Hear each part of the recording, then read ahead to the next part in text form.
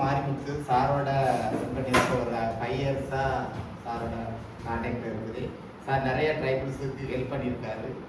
எது எப்போ கேட்டாலும் நிறையவே சொல்ல முடியாத ஹெல்ப்பில் நிறைய பண்ணியிருக்காரு. இப்போ அடிக்கடி சார் கூட ஃபோன் கான்டாக்ட் பேசுவோம். அப்போ தான் சார் இங்கே நாங்கள் வந்து எல்லாருமே ட்ரக்கிங் கைட்ஸ், எல்லாருமே ஷெட்யூல் ட்ரைபிள்ஸ் தான். 8 பேர் ஒர்க் பண்ணுறோம். இப்போ தமிழ்நாட்டில் நம்ம மதிப்புக்குரிய முதலமைச்சர் எடுத்து எங்களுக்கு அந்த வாய்ப்பு கொடுத்துருக்காங்க. இந்த வாய்ப்பில் எங்களுக்கு எப்படின்னா, நாங்கள் வந்து வெறும் காடை நம்பியே வாழக்கூடிய ட்ரைபிள்ஸு. ஸோ காட்டுக்குள்ளே என்ன இருக்குது இதை வந்து வெளியில் இருக்கக்கூடிய மற்ற மக்களுக்கு நாங்கள் பகிர்றதுக்கு இந்த ட்ரக் தமிழ்நாடு ரொம்பவே ஒரு ஹெல்ப்ஃபுல்லாக இருக்குது. அது எங்களுக்கு ஒரு பெரிய வாய்ப்புன்னு சொல்லலாம். ஏன்னா யாருக்குமே கிடைக்காத வாய்ப்பு எங்கள் 8 பேருக்கு கொடுத்துருக்கு. எங்களோட வாழ்வாதாரத்தையும் அவங்களோட ஷேர் பண்ணதுக்கும் மற்ற மாதிரி இங்கே காடு எப்படி இருக்குது, இந்த காடு இருக்க மாதிரி சிட்டியில் இருக்கவங்களும் கொஞ்சம் மெயின்டைன் பண்ணினா நம்ம இன்னும் கொஞ்சம் செழிப்பான நாடாக இருக்கும் அப்படின்றதுக்கு ஒரு எடுத்துக்காட்டாட்டு இந்த ட்ரக் தமிழ்நாடு எங்களுக்கு ரொம்பவே ஹெல்ப் பண்ணும். அதனால் நாங்கள் வந்து எல்லாருமே ட்ரக்கிங் கம்பல்சரி அவேர்னஸ் ரொம்பவே பண்ணுவோம். அதனால் இவ்வளோ தூரம் வந்து சார் ரெஸ்ட் எடுத்து இப்போ நீங்கள் வந்தது எங்களுக்கு ஒரு பெரிய விஷயம்.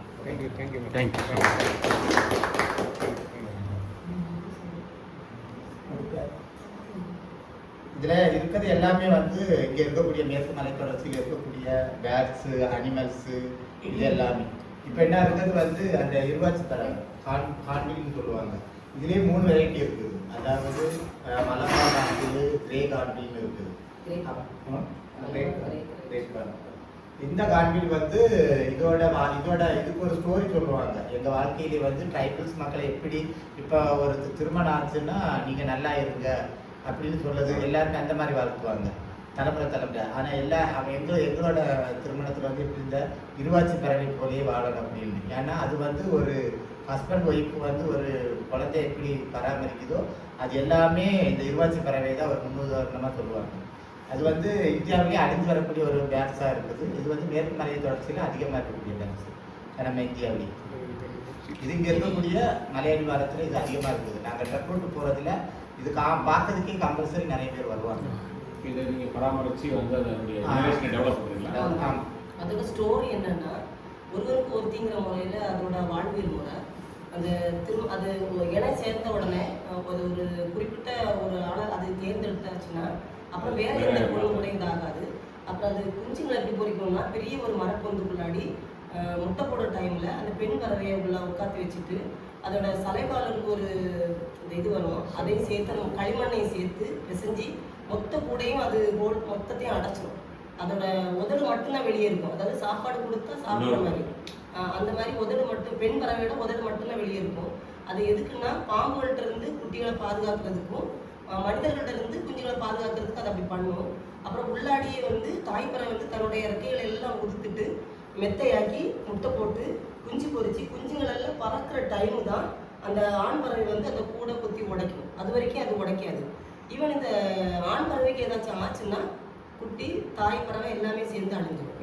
அதனால மேக்சிமம் அந்த வந்து இருவாச்சி பறவைகளை யாரும் வேட்டையாடாமல் நாங்கள் வந்து பாதுகாக்கிறோம். அது இருவாச்சி ஆண்பில் இது வந்து உப்பு தாங்கும் தாவரம், இந்த பெரண்டைன்னு சொல்லுவாங்க. அது வந்து சி ஹார்ட் பீன் அப்படின்னு சொல்லுவாங்க. அது சைனாவில் அது மோஸ்ட்லி கைவினை பொருட்கள்லாம் பண்ணக்கூடியது. அது வந்து நல்ல ஷைன் கொடுக்கக்கூடியது. அது ஓடு வந்து ரொம்ப கட்டியாக இருக்கும். அது வந்து உப்பு தாங்கும் தாவரம், ஒரு கொடி வகைக்காக இருக்குது. அந்த கொடியில் வந்து உப்பு தன்மை அதிகமாக இருக்கிறதுனால இந்த பறவை வந்து அதை வந்து அதிகமாக விரும்பி சாப்பிடலாம். அந்த கொடிகள் எங்கெல்லாம் இருக்குதோ அந்த இடத்துல அதிகமாக பார்க்கலாம். இன்னொன்று என்னன்னா, ஆலம் பழங்கள் படுக்கிற டைமில் இந்த பறவைகளை வந்து அதிகமாக பார்க்கலாம். அந்த டைமில் வந்து நாங்கள் கொஞ்சம் கேர்ஃபுல்லாக இருப்போம். ஏன்னா யாரும் வெளியாட்கள் யாரும் வந்து ஹன் பண்ணாத மாதிரி பார்க்கலாம். பார்க்குறது ரேர். அதை உட்காரும் போது கூட்டமாக உட்காந்துருக்கும். ஆனால் ரொம்ப ரேர். அதோட வாய்ஸ் பார்த்தீங்கன்னா கரடி மாதிரி இருக்கும். திடீர்னு நம்ம காட்டுக்குள்ளாடி போகும்போது இது கத்துனா நம்ம பயந்துருவோம். தெரியாதவங்க வந்து அதோட வாய்ஸ் கேட்டால் பயந்துருவோம். அந்த மாதிரி பெருசாகும். ஆனால் இது குட்டி ஒன்று இருக்குது, கிரே கான்பில் அப்படின்னு ஒன்று இருக்குது. அது இந்த ஒலட்டி மரம், ஃபிஸ்டுலா ட்ரீ அப்படின்னு சொல்லுவாங்க. அந்த ஒலட்டி மரம் பழத்தை அதிகமாக அது நம்ம இங்கே எல்லா இடத்துலையும் பார்க்கலாம். அது எப்படின்னா லாஃபிங் பண்ணும். அதோட வாய்ஸ் வந்து ஒரு பீப் சவுண்ட் மாதிரி போயிட்டு கக்க அப்படின்னு சொல்லிட்டு லாஃபிங் பண்ணுற மாதிரியே இருக்கும். அது திடீர்னு நம்ம காட்டுக்குள்ளாடி போயிடுச்சுன்னா யாரும் உட்காந்து சிரிக்கிறாங்கப்பா அப்படின்னு நமக்கு தோணும். பட் அது வந்து கிரே கான்பில்.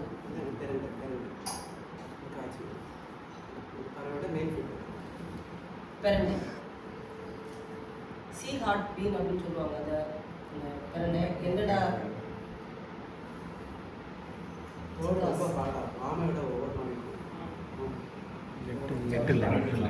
ஆமா. இது வந்து இது இப்போ இந்த ஃபுட்டு வந்து இந்த பறவைக்கு மட்டும் இல்லை, எங்களோட ட்ரைபலோட ஃபுட்டும் இதுதான். இதை வந்து நாங்கள் இந்த தண்ணியில் அடித்து வர டைமில் வண்டல் மண் படிஞ்சிருக்கிற பிளேஸில் இது அதிகமாக எங்களுக்கு கிடைக்கும். ஆற்று காயல்லாம் நாங்கள் தூண்டி மீன் பிடிக்க போகிற டைமில் காய தண்ணி கீழே இறங்கியாச்சுன்னா வண்டல் மண் படிஞ்சிருக்கும். அதில் இந்த சீட் வந்து நிறைய இருக்கும். அதை கலெக்ட் பண்ணி ஒரு 50-100 ஆன உடனே அதை தீயில போட்டு நல்லா சுட்டு அதை உடச்சி உள்ளாடி இருக்கிற பருப்பை எடுத்து 7 டைம் வந்து தண்ணியை பாயில் பண்ணி நம்ம யூஸ் பண்ணிட்டோம்னா சூப்பரான ஒரு எனர்ஜிக்கான ஃபுட் அதில் கிடைக்கும். அதை வந்து ஃபுட்டு அந்த மாதிரி பண்ணணும்.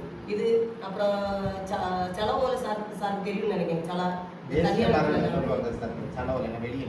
வெளியே நிற்குது. ஆமாம், அதோட காய் அப்புறம் காட்டில் நடக்கிற ரூட்ஸு, காட்டில் நிறைய ரூட்ஸ் இருக்குது. அப்புறம் பழங்கள், இந்த நம்ம டேட் ஃப்ரூட், நம்ம சிட்டியில் இருக்கிற மாதிரியே காட்டுக்குள்ளாடி டேட் ஃப்ரூட் குட்டியோடு இதோடு இருக்கும்.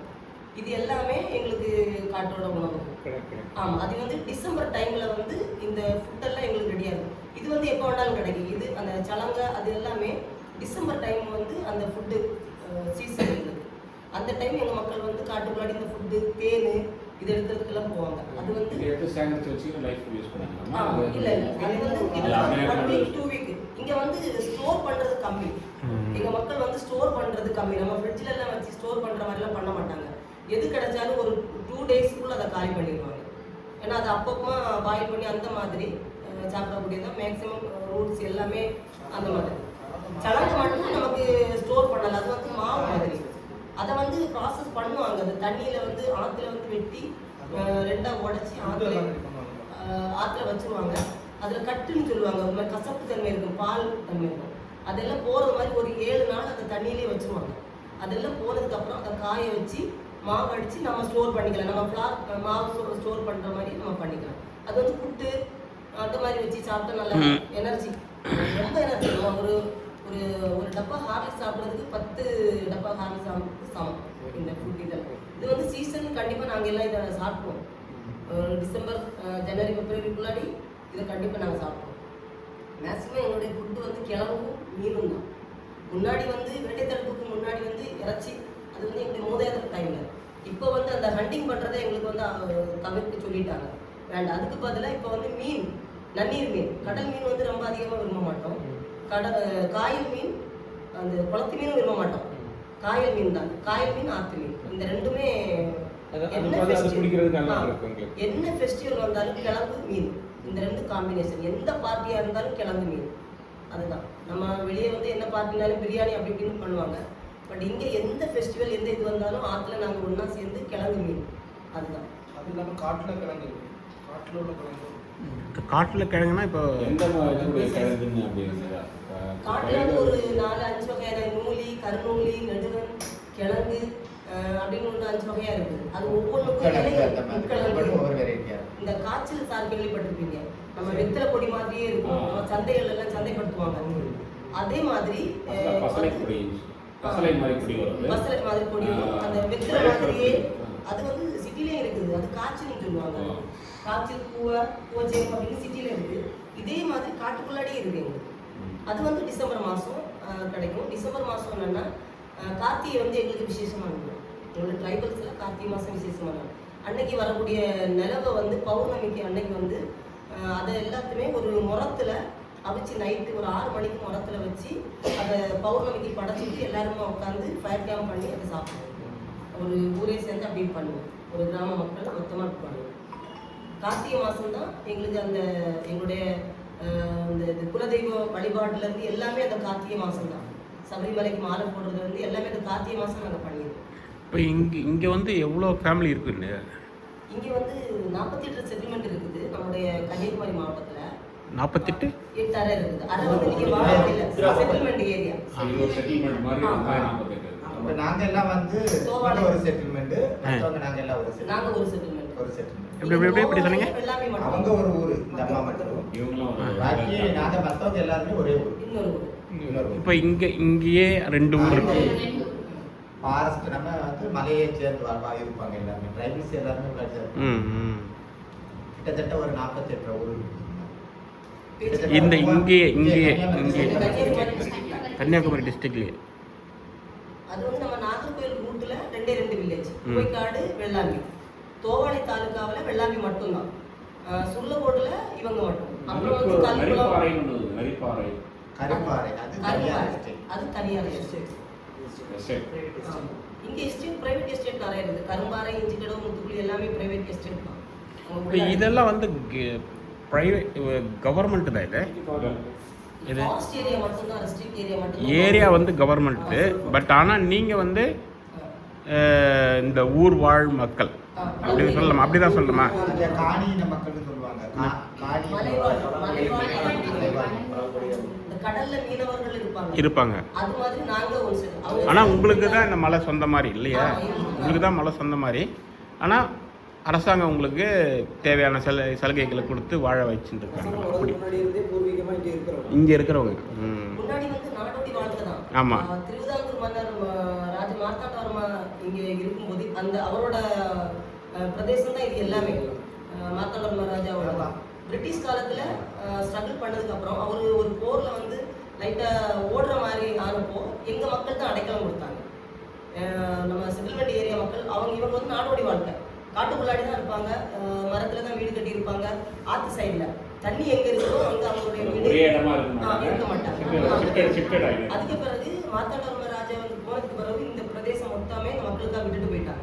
இல்லை இந்த 48 செட்டில்மெண்ட்டுமே அவருடைய பிரதேசம் தான், இந்த மக்கள் வாழணும் அப்படின்னு. அப்புறம் 1966 காமராஜர் பீரியட்ல முதலா வந்து காலனி வீடு கட்டி கொடுத்தாங்க. ஏன்னா இங்க நாடோடிய வாழக்கூடாது, உங்க குழந்தைங்க படிக்கணும், இங்க முன்னுக்கு வரணும் அப்படின்னு சொல்லிட்டு 1966 காமராஜர் பீரியட். அப்போ இந்திரா காந்தி அம்மா வந்து நம்ம சின்ன வயசுன்னு சொன்னாங்க, எங்க அம்மா பார்த்துருக்காங்கன்னு சொன்னாங்க.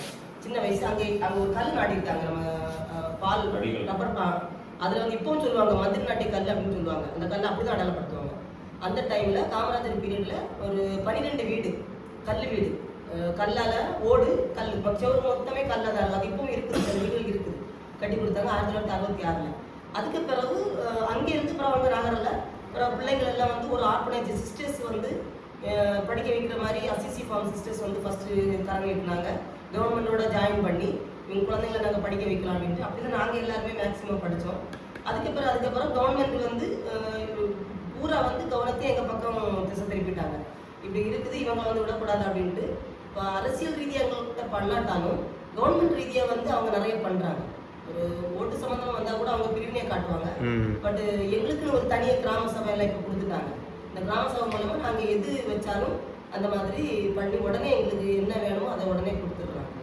இப்போ வந்து கிட்டத்தட்ட எங்கள் ஊரில் 108 வீடு கிட்ட இருக்குது எல்லாமே. இப்போவும் ஒரு 15 வீடு கட்டிட்டு இருக்கோம். கலைஞர் கனவு அப்படின்னு சொல்லிட்டு கட்டிட்டு இருக்கோம். குழந்தைங்களும் நல்ல நிலைமையில இப்போ படிச்சு எல்லாருமே எஜுகேட்டட்.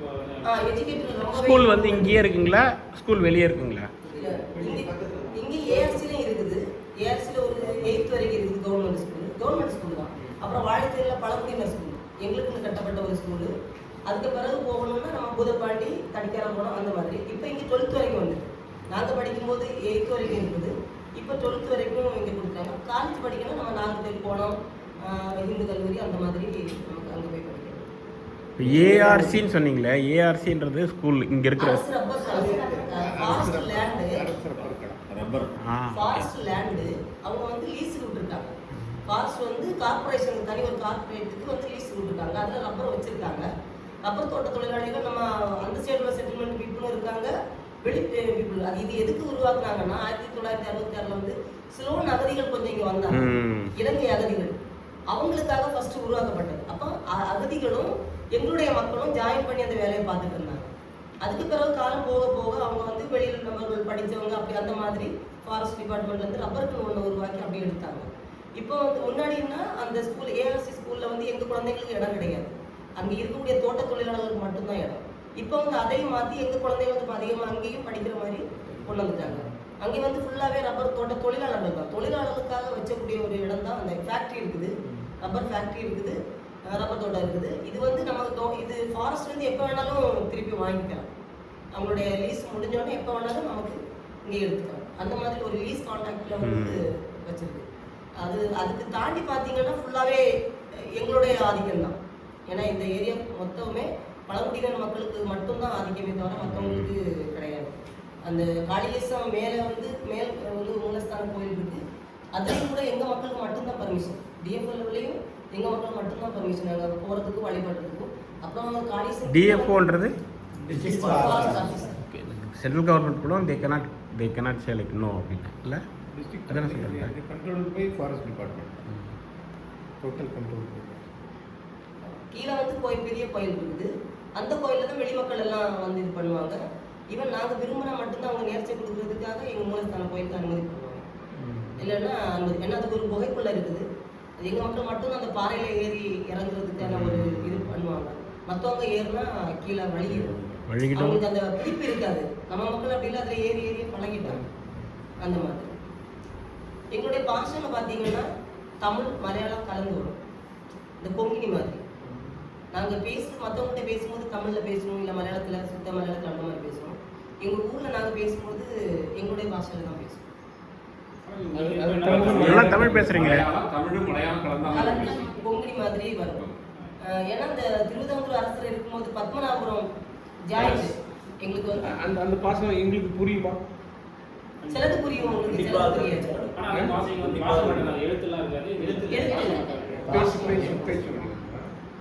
உன்னிப்பா கவனிச்சாதான் புரியும். ஆமா, உன்னிப்பா நீங்க அந்த மலையாள வார்த்தைகள் சில வேலை புரியும். தமிழ் வந்து ஸ்லாங் கொஞ்சம் சதிக்க மாதிரி இருக்கும். இந்த மாதிரி எங்க ஊர்ல நாங்க அதை தான் பேசுவோம். எவ்வளவுதான் நாங்க படிச்சாலும் ஊருக்குள்ள நாங்க அந்த வார்த்தையை தான். அதுதானே உண்மை இல்லை. எங்களுக்கு முன்னாடி நாங்கள் அந்த லாங்குவேஜ் தான் இப்போ அவுட் ஆஃப் ஸ்டேஷனில் இருக்க பீப்புள்ஸ் இருக்காங்க இல்லையா, அந்த மலைவாழ் அவங்க கூடக்கும் உங்களுக்கும் கான்டாக்ட் தான். எல்லாருமே பிளட் ரிலேஷன். அதாவது இல்ல எங்க இதில் இருக்காங்க, எங்கள் ஊர்லேயே இருக்காங்கல்ல இடத்துல இருக்காங்க. ஸோ அவங்க வந்து உங்களுடைய இதில் வருவாங்களா? அது எப்படின்னா சார் இல்ல பிரிவுன்னு ஒன்று வச்சிருக்காங்க. விழுப்புரம் 10 இல்லம் அது சார் வந்து அந்த எஸ்டிலே வந்து 36 இருக்குது. நரிக்குறவர், கனியான், அந்த மாதிரி நிறைய பேர், காட்டு நாயக்கன் அந்த மாதிரி இருக்குது. அதில் ஒரு பிரிவாக இருப்பாங்க ஒவ்வொரு டிஸ்ட்ரிக்ட்லேயும். இப்போ எங்களுக்கு தெரிஞ்சு திருநெல்வேலி டிஸ்ட்ரிக்டில் இருக்காங்க கொஞ்சம் எங்கள் காசு. அப்புறம் இது இங்கே இருக்காங்க. இதை தொடர்ந்து கேரளா பாடம். மதுரையில் இது மாதிரி ஒன்று ஒரு இருக்கு.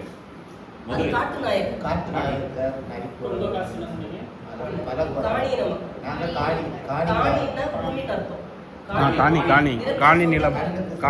அதாவது நிலத்துக்கு வழங்கக்கூடிய பேர்கள் காணின்றது. அது வந்து எங்களுக்கு அடைமொழி. யாருக்கு எந்த பேர் எழுதினாலும் மேக்சிமம் வந்து காடோட பேர் தான் இருக்கும். முருகன், சிவன் அந்த மாதிரி. இப்போதான் கொஞ்சம் மாடலாக வைக்க ஆரம்பிச்சிட்டாங்க. எங்கள் அம்மா அப்பாவோட பேரில் பார்த்தா வள்ளி, தெய்வானை, அந்த அந்த தமிழ் கடவுளோட சீதை, ராமர் நிறைய இருக்கும், சீதை நிறைய இருக்கும், மணிகண்டன் நிறைய இருக்கும், ஐயப்பன், முருகன் இது எல்லாமே நிறைய இருக்கும். அந்த மாதிரி தான் வைப்பாங்க. அதோட சேர்ந்து காணிக்கிற வார்த்தை வந்து ஐயப்பன் காணி, முருகன் காணி. பொம்பளைகளுக்கு மட்டும் அது வராது, ஆம்பளைகளுக்கு எல்லாமே அந்த காணிக்கிற வார்த்தை அடமுறையே வரும். முருகன் காணி, ஐயப்பன் காணி, செம்பன் காணி, அந்த சுந்தரம் காணி, அப்படி அந்த மாதிரியே வந்துடும். காணிக்கிற வார்த்தை அந்த ஆம்பளைக்கு.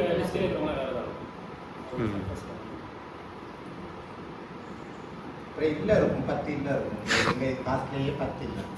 அது வந்து 5 இல்லை அண்ணன் தம்பின்னு சொல்லுவாங்க. 5 இல்லை வந்து மச்சான்னு சொல்லுவாங்க. பொண்ணு எடுத்து பொண்ணு கொடுக்குறது. இந்த 5 இல்லை அண்ணன் தம்பின்னு சொல்லுவாங்க வந்து அதே இல்லத்தில் வந்து மாறி மாறி எங்கிட்ட இருக்கிற நாங்களே எல்லாருமே பல இடமா இருக்கும். ஆனால் நாங்கள் எல்லாமே செல்ஃப் சர்வீஸ் தான், ஒரே இது தான். எங்களுக்குள்ளாடியே எங்கள் ஊரில் ஒரு பிரிவு இருக்கும். நான் வந்து இப்போ ஒரு இல்லமாக இருப்பேன், கை இல்லம். இவங்க வந்து ஒரு மூட்டு இல்லம், இவங்க வந்து ஒரு வளநாட்டு இல்லை, அந்த மாதிரி இருக்கும்.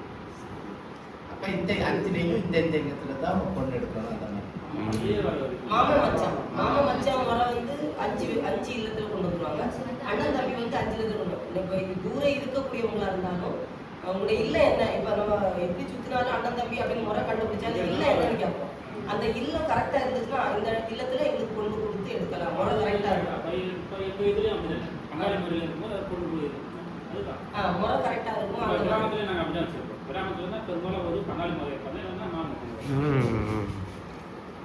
ஜாதின்றத இங்க இல்லைன்னு மாத்திருக்காங்கல்ல. உட்பிரிவா பங்காளி முறை இருப்பாங்கல்ல. இப்போ கிராமத்தில் நம்ம பங்காளி முறை ஒரு சிலர் மாமன் வச்சு முறை உறவுன்னு சொல்லலாம். 48 செட்டில்மெண்ட்ல இருக்கக்கூடியவங்க எல்லாமே பிளட் ரிலேஷன் தான். நீங்கள் 48 எந்திரம் எல்லாமே அந்த 5 இதுல வந்துடும். அந்த 10 இல்லத்துக்குள்ள 10 இருப்பாங்க. இருக்குது. அந்த 10 இல்லத்துக்குள்ள இருப்பாங்க. எங்க போனாலும் வந்து சித்தி மாமா அப்படி அந்த உறவை சொல்லி தான் நாங்க இது பண்ணுவோம். எங்களுக்கு பார்த்தீங்கன்னா இன்னொன்று கடவுள் வந்து இந்த வன தேவதைன்னு சொல்லுவாங்க. வன ஆமா. தேவதைன்னா இப்போ காளின்னு காளி சொல்லுவாங்க. தான் அப்போ வந்து. காளியே இல்லை. அந்த காளிக்கு வந்து இப்போ எங்கள் ஊரில் பெரியவங்கன்னு சொல்லுவாங்க. எங்கள் தாத்தாவோட மூதாட்டியர் அவங்கள சொல்லுவாங்க. அவங்கள தான் முதல்ல கற்றுருக்கோம். அவங்க சொல்லது தான் காளியாக இருந்தாலும் இந்த மாடனாக இருந்தாலும் அந்த தெய்வம் வந்து அவங்க சொல்லது தான் கேட்கும். அது ஆக்சுவலி இப்போவும் நடக்குது. எங்களோட தெய்வம் வந்து அப்படி காலமுட்டு தம்புறா அந்த மாதிரி நிறைய சொல்லுவாங்க. இந்த 2 3 அவங்க வந்து அந்த பெரிய ஆட்கள் அவங்களுக்கு கொடுத்துட்டு தான் அந்த சாமிக்கே நாங்கள் பண்ணணும். ஏன்னா அவங்க சொன்னாச்சுன்னா அந்த சாமி எங்களை மாதிரி பாதுகாக்கும்.